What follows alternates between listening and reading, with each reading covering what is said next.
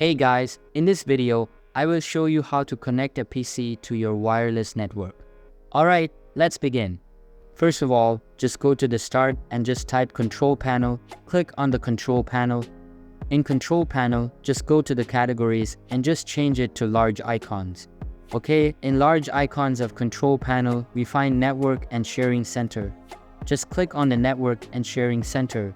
Here we find one option, set up a new connection or network. Just click on set up a new connection or network. Here we find many options. We want to select wireless network or Wi-Fi network. So just click on manually connect to wireless network and just click on the next. Now just add your wireless network name. Then just add your security type. In this case, I select this.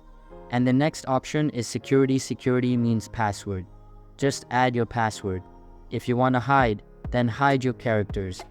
Then most important, key connect. Even if the network is not broadcasting, just select that or check mark and just click on the next. Now choose the connection settings if you want to connect and just click on the OK.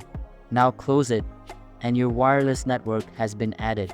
So that's basically how you can connect a PC to your wireless network. And that's it for this video. If you find this helpful, consider subscribing and giving this a big thumbs up. Thanks.